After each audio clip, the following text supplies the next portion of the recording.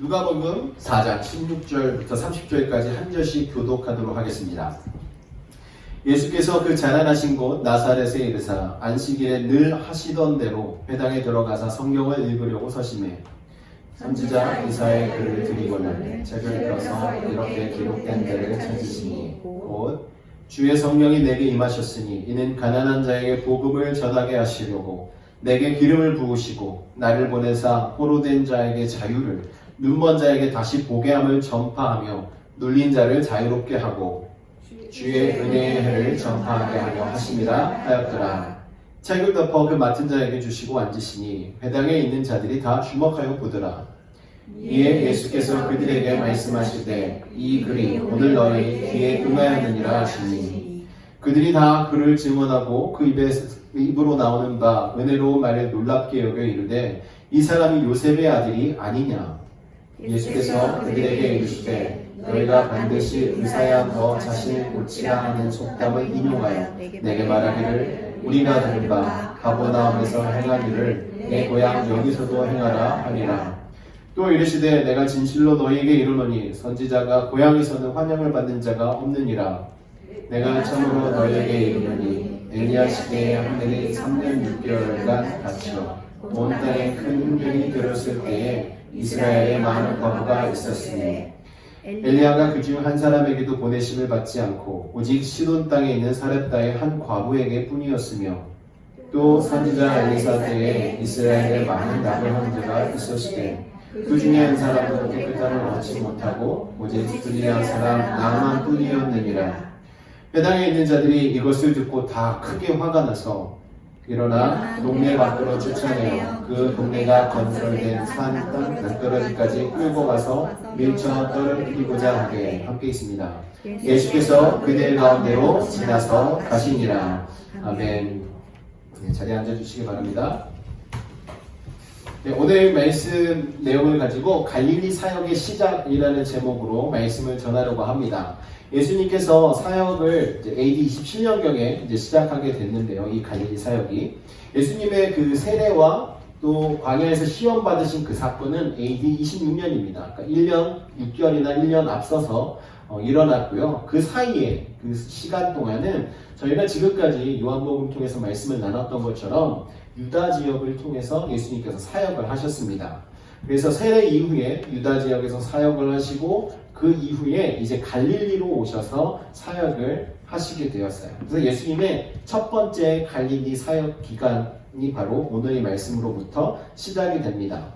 근데 성경에 보면 이 예수님께서 고향을 찾으신 이 사건을 똑같이 기록을 하고 있습니다. 마태복음과 마가복음에 나와 있는데 그 마태복음과 마가복음에서는 앞부분에 기록하지 않고 뒷부분에 기록을 하고 있어요. 갈릴리 사역 2차 사역을 할 때로 기록을 하고 있습니다.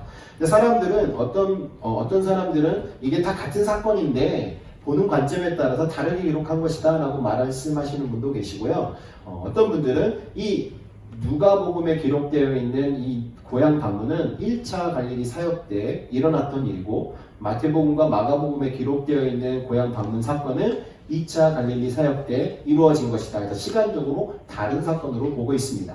저도 지금 마지막에 말씀드린 것처럼 누가복음에 기록되어 있는 이 사건이 갈릴리 1차 사역할 때 일어났던 사건이고 그리고 마태복음과 마가복음에 기록되어 있는 사건은 그 뒤에 다 일어났던 사건으로 저도 보고 있습니다. 이렇게 예수님의 사역을 기록할 때 이 저자들은요 각각 자신의 기록 목적에 따라서 다르게 기록하는 부분들이 조금씩 있습니다. 시간 차이들이 조금씩 있죠. 오늘 말씀 속에 기록되어 있는 이 나사렛 방문 이 사건은요 이 누가복음에 있어서 창문과 같은 역할을 합니다. 여러분 지금 이 안에 보면 창문이 없잖아요. 창문이 없기 때문에 우리가 밖을 볼 수가 없습니다. 근데 만약에 창문이 있다면 우리는 그 창문을 통해서 이 밖에 있는 사물들을 볼 수가 있죠. 나무들이나 새들이 날아다니는 것이나 또 밖에 있는 여러 가지 환경들을 볼 수 있습니다. 이 예수님께서 나사렛을 방문한 이 사건은요 바로 그와 같습니다. 이 누가복음을 바라볼 때 이 나사렛에서 일어난 이 사건을 통해서 앞으로 일어나는 누가복음에 기록되어 있는 사건들을 우리가 볼 수 있게 되는 거예요. 그래서 이 나사렛에 기록되어 있는 나사렛 방문을 기록하고 있는 이 사건은 누가복음에 있어서 참 중요한 부분입니다. 예수님께서는 이 나사렛 방문을 통해서 앞으로의 예수님의 사역의 방향과 또 예수님이 어떤 일들을 이루어 가시는지에 대해서도 언급을 해주고 계십니다. 이 본문의 내용을 간략하게 우리가 살펴보면요, 성령이 충만하셨던 예수님께서 이제 광야의 시험을 이기시고 유다 지역에서 사역을 마친 이후에 갈릴리로 오셔서 이제 회당을 찾으셨습니다. 예수님께서 들어가셨던 이 나사렛 동네에 있는 이 회당은요, 아주 조그마한 곳이에요. 그 회당 사이즈는 바로 이 공간 정도 됩니다. 아주 작아요. 크지 않습니다. 그곳에 들어가면 이렇게 계단으로 살짝 내려가서 회당을 들어가게 되는데 아주 작은 곳이고, 그리고 사람들이 앉을 수 있는 공간들이 이쪽에 마련되어 있고 앞에 랍비가 앉아서 강론하는 곳이 있습니다. 아마 예수님께서는 그 앞에 쓰셔서 이 두루마리 이사야 말씀을 함께 읽으셨던 것 같아요. 자, 예수님께서는 이 회당을 찾으셔서요, 이 본문 말씀에 보면 안식일마다 습관적으로 하셨던 일을 하신 것입니다. 예수님께서는요, 습관적으로 회당을 찾으신 거죠. 그 당시에 말씀을 나눌 수 있는 곳, 하나님을 예배하는 곳을 찾으셨다라는 거예요. 이것을 통해서도 저희가 생각할 수 있는 건, 하나님을 믿는 자들에게 중요한 행동 하나, 습관 하나는 예배하는 겁니다. 우리가 항상 예배하는 곳을 찾아야 돼요. 어느 지역을 가더라도 예배하는 곳을 찾아서 예배를 하도록 해야 하는 것이죠. 예수님께서는 그곳에서 두루마리를 받으셔서 읽게 되시는데, 어떤 말씀을 읽었냐 하면 이사야 61장 1절과 2절에 기록되어 있는 말씀을 펴서 읽으셨습니다. 그 말씀의 내용은 18절과 19절에 기록되어 있는 말씀인데요, 주의 성령이 내게 임하셨으니 이는 가난한 자에게 복음을 전하게 하시려고 내게 기름을 부으시고 나를 보내사 포로된 자에게 자유를, 눈먼 자에게 다시 보게 함을 전하며 눌린 자를 자유롭게 하고 주의 은혜의 해를 전파하게 하려 하심이라. 이 말씀처럼 예수님께서 오신 사역의 모든 앞으로의 사역을 보여주고 있고, 지금 예수님께서 어떻게 오셨고 어떻게 이 일을 시작하셨는지에 대해서도 가르쳐주고 있는 것입니다. 성령이 임하셔서 예수님이 기름 부음을 받고 보내심을 받았어요. 누구를 위해서? 가난한 자들에게 복음을 전하기 위해서 보내심을 받았습니다. 예수님께서 이 땅에 오신 사실은요, 정말 모든 영혼들에게 있어서 기쁜 소식이고 구원의 소식입니다. 근데 여기서 말하는 이 가난한 자들은요, 뒤에서 예수님이 말씀하시는 것처럼 포로된 자, 그리고 눈먼 자, 눌린 자, 이러한 사람들을 이야기하는 거예요. 생각해 보십시오. 여러분, 포로된 자에게 가장 기쁜 소식은 어떤 소식이겠습니까? 자유를 얻는 거잖아요. 억압받던 포로 생활을 하던 그 삶에서 벗어나서 이제는 포로가 되지 않고 자유를 누리며 살아가는 것이 기쁜 소식입니다. 또 여러분, 눈먼 자에게는 어떤 것이 기쁜 소식이겠습니까? 보이는 것 아니겠습니까? 성경에도 눈이 멀었던 바디메오가 눈을 뜸으로 말미암아서 너무나 기뻐하는 것을 보았습니다. 눈먼 자들에게 눈을 뜨는 것은 그것보다 더 큰 기쁜 소식이 없다라는 거죠. 또 눌린 자들에게도 마찬가지로 자유가 주어지면 무언가 짓누르는 듯한 느낌을 가지고 살아가다가 그 느낌이 없어지고 정말 자유함으로 모든 것을 누리고 살아가게 되면 그것보다 더 기쁜 일이 어디 있겠습니까? 바로 예수님은 그러한 일을 행하시기 위해서 이 땅에 오셨다는 거예요. 이 땅 가운데 소외되고 버림받고 또 눌림당하고 어려움을 당하는 모든 영혼들에게 자유함을 주시기 위해서 예수님께서 오셨다라는 것을 지금 말씀하는 것입니다. 고향에 방문해서 자신이 이사야에 기록되어 있는 바로 이 자가 바로 나다라는 것을 말씀하고 있는 것이죠. 이렇게 예수님께서는 구체적으로 구약 성서에 예언되었던 자신을 이야기하고 또 앞으로의 자신의 사역을 밝힘으로써 이제 본격적인 갈릴리 사역의 시작의 경종을 울리는 순간이 바로 오늘 이 본문에 기록되어 있는 말씀입니다. 여러분, 이 말씀의 내용을 통해서 정말 예수님께서 저희들에게 어떤 교훈을 주시는가 함께 나누려고 합니다. 예수님께서는 첫 번째로 이 자신의 고향을 방문함으로 인해서 효과적인 복음 전파를 위해서 예수님께서 하신 선택을 보여주고 있는 거예요. 예수님이 갈 수 있는 곳이 많이 있었습니다. 여러분, 나사렛이라는 동네는 정말 작은 동네예요. 이 갈릴리 지역은요, 아주 넓습니다. 본문 말씀 14, 15절, 본문 앞에 나오는 14절, 15절 내용을 보면 예수께서 성령의 능력으로 갈릴리에 돌아가시니 그 소문이 사방에 퍼졌고 친히 그 여러 회당에서 가르치심에 무 사람에게 칭송을 받으시더라 라고 말씀하고 있어요. 갈릴리로 돌아가서 이미 나사렛을 방문하기 이전에 회당에 방문하셔서 말씀을 가르치심으로 말미암아 이제 많은 사람들이 알고 있었습니다. 예수님을 칭송하기 시작했어요. 예수님께서는 그 상태 그대로 갈릴리에서 사역을 쭉 이어가셔도 됐지만요. 예수님께서 나사렛으로 굳이 가신 이유가 있습니다. 그것은 복음 전도를 더욱더 효과적으로 하기 위해서 예수님께서 선택하신 거예요. 이 갈릴리 지역에서 사역을 하시게 된 것은요. 구약 성서에서 예언한 것이 성취됨을 보여주시는 것입니다. 이사야 9장 1절 하반절 말씀에 보면 후에는 해변길과 요단 저쪽 이방의 갈릴리를 영화롭게 하셨느니라. 이 말씀은 예수님께서 사역을 갈릴리 지역에서 하실 것에 대한 예언을 하고 있는 말씀이에요. 그래서 예수님께서는 이 예언의 말씀을 성취하기 위해서 갈릴리로 오셨습니다. 하지만 이것만 있는 것이 아니에요. 바로 자신의 고향 땅으로 가서 복음을 더 효과적으로 전하기 위해서 오신 것입니다. 생각해 보세요.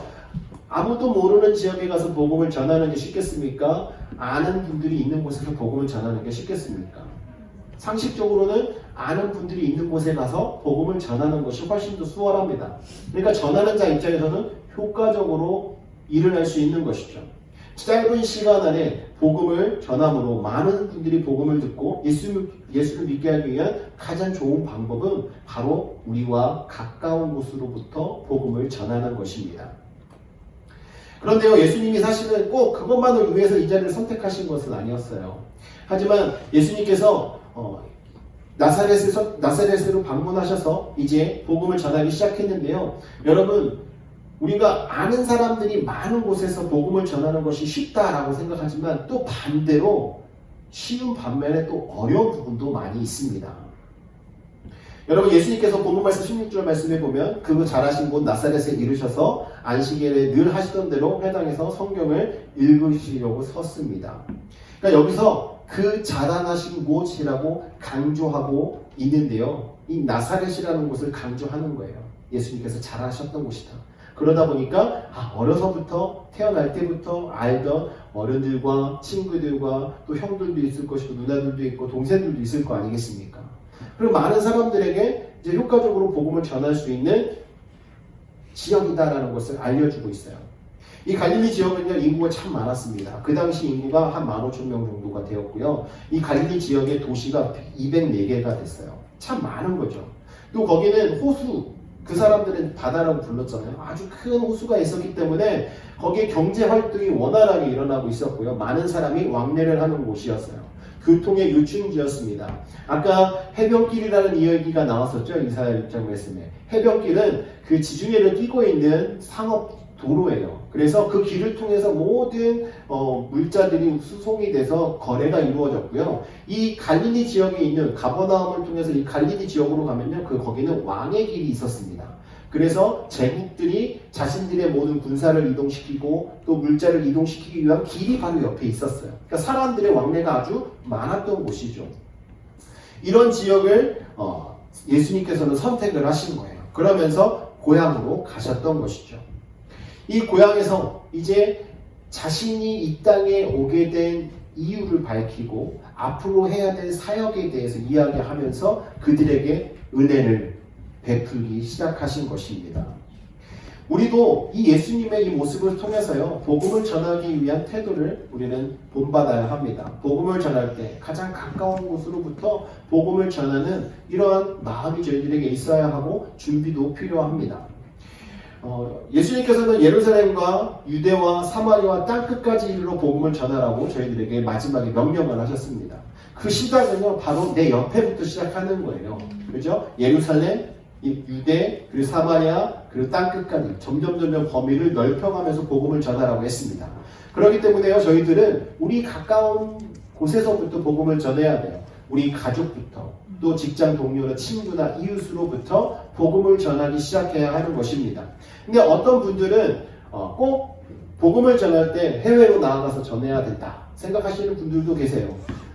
다 틀렸다라고 말할 수는 없습니다. 하지만 그 안에 마음가짐 속에 내 주변도 돌아보는 이 마음이 있어야 돼요. 그 마음이 없이 해외 선교만 최고라고 생각하고 무조건 해외 선교 가야 되고 핍박받는 곳에만 가야 되고 이렇게만 말씀하시면 약간의 문제가 있을 수도 있는 거예요. 예수님은 가장 가까운 곳부터 복음을 전하기 시작했습니다. 그래서요 23절과 24절 말씀에 보니까 예수님께서 나사렛에서는 목수의 아들로 자라나셨잖아요. 그렇기 때문에 아마 목수였을 거예요. 그 당시에는 가업을 이어서 자녀들도 아버지의 직업을 따라서 일을 했었지 않습니까? 그렇기 때문에 동네 사람들이 목수였던 예수가 지금 말씀을 강론하는 것을 볼 때 마음이 어떻겠습니까? 한 번에 받아들여지지 않았을 거예요. 아니 목수였던 애가 어떻게 우리에게 메시아를 전할 수 있지? 이런 생각을 하겠죠. 또 어려서부터 볼 거 못 볼 거 다 보고 함께 지냈던 사이 아닙니까? 그러다 보니까 아마 예수님의 말에 권위를 깎아내리는 이런 사람들도 있었을 거예요. 하지만요, 예수님께서는 그럼에도 불구하고 이 고향을 선택해서 복음을 전하기 시작하셨고요. 이렇게 말씀을 전함으로 말미암아 이 지역이 복음화가 됩니다. 여러분, 예수님의 동생도요, 처음엔 예수님을 믿지 않았습니다. 나중에 변화가 돼서 예수님을 믿게 된 거예요. 예수님의 십자가 앞에 섰을 때. 그렇죠? 그리고 야고보라는 초대 기둥 같은 사도가 세워지는 그 역사가 바로 이 나사렛으로부터 시작되게 된 것입니다. 사도 바울을 총독에게 고소할 때 뭐라고 표현합니까? 나사렛 이단 괴수 이렇게 표현을 합니다. 나사렛 이단 괴수라고 표현을 한 것에 대한 배경을 살펴보면요, 나사렛 지역에 예수를 믿는 사람이 많았다는 소리예요. 그 중에 괴수 아닙니까? 아주 악한 무리들 중에 수장이라는 소리예요. 그만큼 예수님께서 복음을 전하셨기 때문에 그 지역에 복음화가 이루어져 있었다라는 것이죠. 사랑하는 성도 여러분, 저희들이 우리 가까운 곳을 돌아보지 않으면 안 된다는 것을 보여주는 것입니다. 디모데전서 5장 8절 말씀 보시면 누구든지 자기 친족, 특히 자기 가족을 돌아보지 아니하면 믿음을 배반한 자요, 불신한 자보다 더 악한 자니라 라고 이야기합니다. 여러분, 우리는 열심히 믿고 있는데 우리 가족을 돌아보지 않고 있다? 그러면 불신자보다 더 못한 사람이다 라고 사도 바울은 지적하고 있는 거예요. 물론 우리의 힘으로 안 되는 게 있습니다. 하지만 그렇다고 해서 우리가 포기하면 안 된다는 것이죠. 끝까지 우리는 우리 가족을 위해서 복음을 전하고 기도하는 역사가 날마다 우리들 삶 속에서 일어나야 하는 거예요.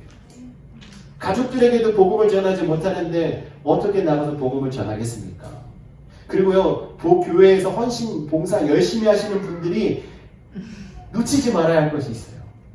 가정에서는 그거보다 더 잘하셔야 합니다. 교회에서는 정말 누구보다도 열심히 오셔서 봉사하시고 참여하시고 섬겨주시고 하는데, 그렇게 섬기고 집에 돌아가셔서 모든 게 힘들어서 다 내려놓고 그냥 쉬고만 계시면 가족들이 불편해합니다. LA에서 사역하셨던 사역자분이 탈선한 청소년들을 이렇게 사역을 하시는데, 그 자녀들 중에 장로님, 권사님 자녀들도 있고 목회자 자녀들도 있고 또 집사님 자녀들도 있다고 그래요. 그러면서 자녀들이 하는 똑같은 불평불만이 뭐냐면, 우리 엄마 아빠는 주일만 되면 교회 열심히 가고 교회 가서 헌신봉사 열심히 하는데 저희들한테는 맨날 욕하고 맨날 하지 말라고만 하고 배고픈데 먹을 거를 챙겨주지도 않고 자신들에게는 아무런 관심도 없다라는 거예요. 그러니까 자신들이 원하는 것을 채워주지 않는다는 것이죠. 그러니까 교회에 와서는 아주 크리스찬 같대요. 근데 집에 오면 넌 크리스찬보다 더 좋지 않다. 아이들이 이렇게 이야기를 했다고 하더라고요. 이게 오늘날 크리스찬들의 현 주소예요. 그만큼 우리가 겉으로 보여지는 것, 우리의 경건을 위해서는 열심히 하지만 실제적으로 우리의 가까운 곳에 계신 분들을 위한 섬김과 또 그들에게 복음을 전하는 이런 일들을 우리가 소홀히 하기 때문에 일어난 일인 것입니다. 그러므로 사랑하는 성도 여러분, 저와 여러분은요, 정말 우리 가까운 가족들부터 신경 쓰시고 복음을 전하시고 그러면서 점점 그 영역을 넓혀가시기를 주님의 이름으로 축원합니다. 저희 교회도 해외 선교 열심히 하고 싶습니다. 앞으로 그렇게 되어질 겁니다. 하지만 그것보다 더 선행해야 될 것은 이 지역의 복음화입니다. 이 교회가 이 지역의 복음화를 위해서 힘써야 돼요. 그러기 위해서 가장 먼저 시작돼야 될 것은 바로 성도님들의 가정부터입니다.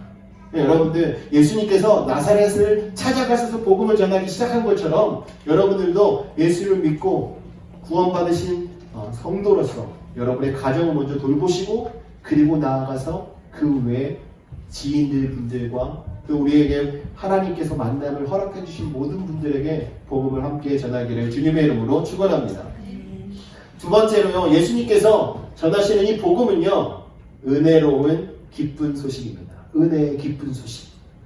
18절과 19절 말씀 다시 한번 보시면 주의 성령이 내게 임하셨으니 이는 가난한 자에게 복음을 전하게 하시려고 내게 기름을 부으시고 나를 보내사 포로된 자에게 자유를 눈먼 자에게 다시 보게 함을 전파하며 눌린 자를 자유롭게 하고 주의 은혜의 해를 전파하게 하려 하심이라. 이 말씀은요, 그 유대인 회당에서 예수님께서 낭독하신 말씀이에요. 이사야 61장 1절 말씀을 이용하시면서 이 말씀을 하셨는데요. 이 내용은 이제 메시아가 옴으로 인해서 불행과 죄로 인해서 고통당하는 모든 자들을 이제 해방시킨다라는 아름다운 소식이었습니다. 정말 아까도 말씀드렸듯이 포로된 자들과 눈먼 자들과 이 억눌림을 당하는 자들에게 있어서의 기쁜 소식, 그들을 자유케 하는 그 소식이 바로 메시아라는 것입니다. 이 예수님께서 오심으로 말미암아 그들에게 자유가 허락되었다라는 이 사실이 바로 기쁜 소식이라는 것이죠. 바로 복음이 이런 것입니다. 복음이요, 임하게 되면 바로 그 복음을 만난 영혼들에게는요, 영혼의 자유가 시작되는 것입니다. 여러분, 율법의 마지막 선지자라고 불리는 세례 요한이 복음을 전할 때 어떻게 전했습니까? 누가복음 3장 7절 8절 이 내용을 보면요, 거기에 보면 독사의 자식들아 라고 아주 그냥 외칩니다. 아주 무섭게. 그리고 혼내는 거죠. 그리고 나서 보면 회개에 합당한 열매를 맺어라 이렇게 외치고 있습니다. 얼마나 무섭고 떨리는 호통 소리입니까? 이 이야기를 듣는 자마다 어떻게 보면 거부감이 생기는 사람들도 있었을 거예요. 세례요한이 잘못했다라는 것이 아닙니다. 물론 이렇게 선포해야 될 상황 속에 이렇게 선포했겠죠. 하지만 예수님은요, 이제는 새로운 시대, 복음의 시대에 서막을 알리면서 복음을 전하기 시작하는데요, 세례요한과 다르게 외치셨습니다. 마태복음 9장 2절 말씀에 보시면 침상에 누운 중풍병자를 고치실 때 그에게 작은 자야 안심해라, 내 죄사함을 받았느니라. 아주 부드럽게 다가가고 계세요. 그의 아픈 부분을 고쳐주시면서 네가 죄사함을 받았다. 요한복음 8장의 가늠한 여인에게는요, 나도 너를 정죄하지 아니하노니 너도 가서 다시는 죄를 범하지 말아라 라고 온유하게 회개를 촉구하고 계십니다. 그러니까 예수님께서 복음을 전하시는 방법은요, 온유함으로 전하시는 거예요.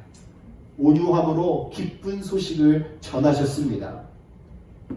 여러분, 어떤 죄인이더라도요, 우리는요, 그들을 대할 때 용서와 자비와 은혜를 먼저 그들에게 전해야 합니다. 여러분, 죄를 범했다고 해서 먼저 그들을 정죄하는 이런 행동을 우리는 삼가해야 하는 것이죠. 이 세상에서도요, 죄를 지은 분들이 이렇게 감옥에 가게 될 때 몸에 질병이 있거나 이렇게 아픈 경우에는요, 병원 치료를 먼저 시키고 회복이 된 이후에 감옥에 보냅니다.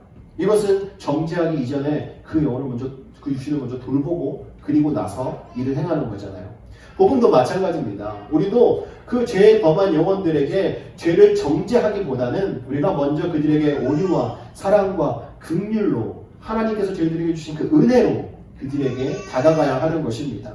이 복음에는 그러한 능력이 있습니다. 로마서 3장 24절 말씀에 보면 그리스도 예수 안에는 속량으로 말미암아 하나님의 은혜로 값없이 의롭다 하심을 얻은 자가 되었느니라. 우리는 하나님의 은혜로 값없이 의롭다 함을 받았습니다. 이러한 은혜가 어디 있겠습니까? 이 은혜를 저희만 누릴 것이 아니라 이제는 우리 주변에 있는 분들에게 이 은혜를 함께 나누며 살아가야 하는 것입니다. 사랑하는 성도 여러분, 겨울에 꽁꽁 얼었던 이 얼음은 언제 녹습니까? 따뜻한 햇살이 드리워지면 녹게 되는 것입니다. 불신자들의 마음도 마찬가지예요. 불신자들의 마음을 녹일 수 있는 것은 은혜의 말씀이 그들에게 들어갈 때 그 말씀으로 말미암아 그 얼었던 마음이 녹게 되는 것이고 그 심령 속의 말씀이 심기어지게 되는 것입니다.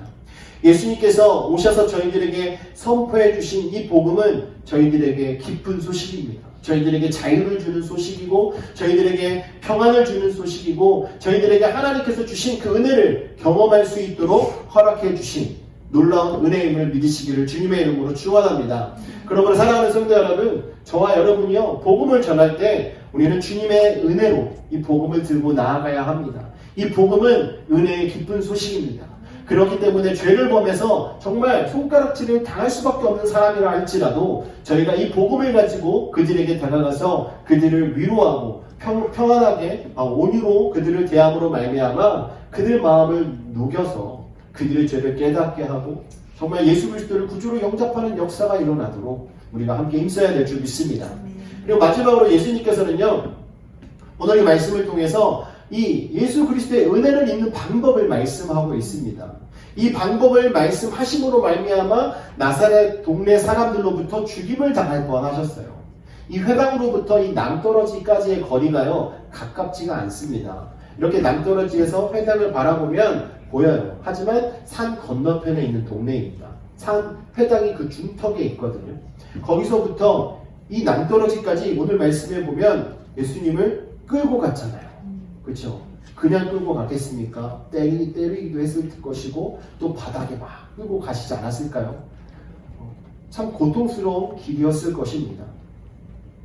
근데 왜 이런 일을 당했습니까? 예수님께서 이 사람들에게 이렇게 말하는 거예요. 25절부터 27절 보면 내가 참으로 너에게 이르노니 엘리야 시대에 하늘이 3년 6개월간 닫히어 온 땅에 큰 흉년이 들었을 때에 이스라엘에 많은 과부가 있었으되 엘리야가 그 중 한 사람에게도 보내심을 받지 않고 오직 시돈 땅에 있는 사렙다의 한 과부에게 뿐이었으며 또 선지자 엘리야 때에 이스라엘에 많은 나병 환자가 있었으되 그 중에 한 사람도 깨끗함을 얻지 못하고 오직 수리아 사람 나아만 뿐이었느니라. 예수님께서 당신이 고향 사람들에게 배척을 받게 될 것을 구약의 두 명의 이 선지자의 경우를 실례로 말씀하셨습니다. 근데 이 말씀의 내용은 뭐냐면요. 아무리 은혜를 베풀려고 보냄을 받은 자가 그 안에 있어도 그를 영접하지 않으면 소용이 없다라는 거예요. 오히려 이방인 전혀 상관도 없는 그 사람 한 사람에게 찾아가서 그에게 은혜를 베풀었을 때 믿음으로 받아들일 때 은혜가 임하잖아요. 나하만 장군의 사건도 마찬가지입니다. 이스라엘에 그렇게 많은 나병 환자가 있었지만 한 사람도 엘리사에게 찾아온 사람이 없다라는 거죠. 찾아온 그 사람만 은혜를 입게 되었다라는 것입니다.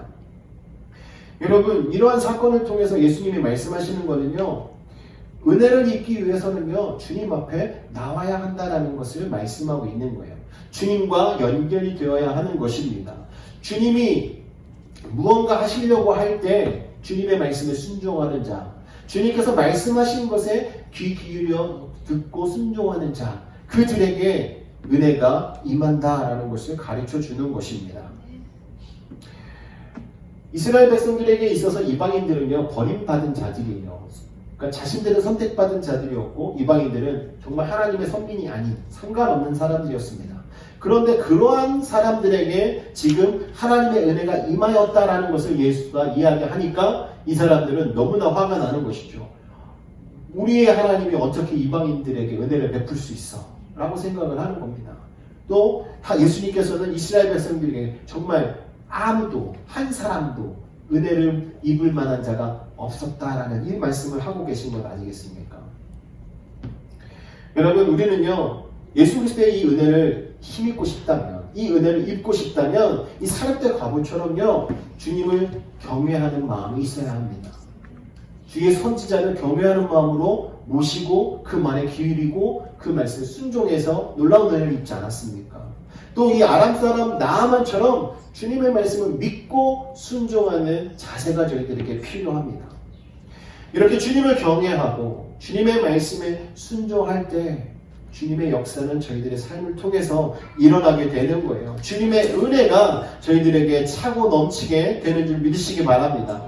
신명기 5장 29절 말씀을 보시면 유대의 동족이든 같은 동네 사람이든 주님을 인정하지 않고 순종하지 않으면 주님께서는 어떤 은혜도 베풀지 않을 것을 말씀하고 있습니다. 그러나 반대로 이방인일지라도 주님의 권능을 믿고 순종하는 자들에게는 놀라운 구원의 은혜를 베푸심을 성경 말씀을 통해서 저희들에게 보여주고 계십니다. 유대인들이 왜 이방인들에게 이 은혜를 빼앗기게 되었습니까? 그것은 주님의 말씀에 순종하지 않았기 때문에 그래요. 여러분, 주님의 말씀을 우리가 들었을 때 말씀이 선포되는 그 순간 그 말씀을 저희에게 주시는 말씀으로 아멘하실 때 역사는 일어나는 것입니다. 만약에 그렇게 되지 않으면 아무리 은혜의 말씀, 귀한 말씀, 복의 말씀, 정말 하나님이 저희들에게 지금 주시는 말씀이라 할지라도 우리가 귀 기울이지 않고 그 말씀을 경외하지 않으면, 그 말씀에 순종하지 않으면 주님의 은혜는 저희들에게 임하지 않는 거예요. 오늘날도 마찬가지입니다. 주님께서 우리가 신앙생활을 오래 했기 때문에, 내가 믿음생활 잘하기 때문에 나에게만 은혜를 베푸시고 또 믿음생활 잘하지 않는다고 저분에게 은혜를 베푸시지 않는 것이 아닙니다. 주님의 말씀에 귀 기울이고 주님을 경외하는 모든 자들에게 주님께서는 동일하게 은혜를 베풀어 주시는 줄 믿으시기 바랍니다. 저와 여러분은 이 주님의 은혜를 입으며 살아가는 자들이에요. 그렇기 때문에 저희들에게 있어야 될 그 자세는 바로 주님을 경외하는 마음과 하나님의 말씀에 순종하는 이 자세가 저희들에게 필요한 것입니다. 그러한 삶이 이루어질 때 주님께서 저희들에게 주시는 그 은혜의 기쁨이 넘치게 되는 거예요. 성경에서 이야기하는, 오늘 본문 말씀 속에서 이야기하는 기쁨의 해는 영적인 희년을 이야기합니다. 아주 기쁨이 넘치고 자유가 넘치고 주님께서 저희들에게 주신 최고의 평강이 넘치는 그러한 순간을 이야기하는 거예요. 여러분들이 예수 그리스도를 처음 영접하셨을 때 그 기분은 어떠셨습니까? 정말 말로 표현할 수 없는 감사와 감격이 넘치지 않았습니까? 여러분, 그런 은혜가 주의 말씀에 순종하고 주님을 경외하며 살아갈 때 저희들에게 주어지는 거예요. 왜냐하면 오늘 본문 말씀 속에서 주님이 이야기하는 것처럼 주님께서 오신 이유는 바로 이 모든 자들에게 자유를 허락하시기 위해서입니다. 은혜의 해를 허락해 주시기 위해서 이 땅에 오신 것입니다. 사랑하는 성도 여러분, 나사렛 이 동네 예수님의 친척과 친지들이 모여 살고 예수님과 가까웠던 자들이 많이 모였던 이 동네였지만 예수님께서 이 말씀을 전하셨을 때 우회함으로, 선입견 때문에 그 말씀을 받아들이지 못해서 오히려 예수님을 배척하는 일이 일어났습니다. 여러분, 이 나사렛에서 있는 이 사람뿐만 아닙니다. 오늘날도 마찬가지예요. 저희들도 때로는 외모로 무엇을 판단하고 또 어떤 선입견으로 미리 규정짓고 그냥 우리가 마음을 닫을 때가 있지 않습니까? 이러한 오류를 우리는 내려놓아야 합니다. 하나님의 말씀이 선포되는 그 자리에서는요, 이 모든 것을 다 내려놓아야 돼요.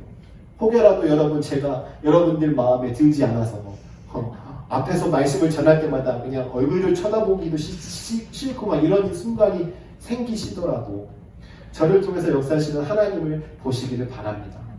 저도 열심히 하나님께서 사용하시기에 합당한 자가 되도록 노력하겠습니다.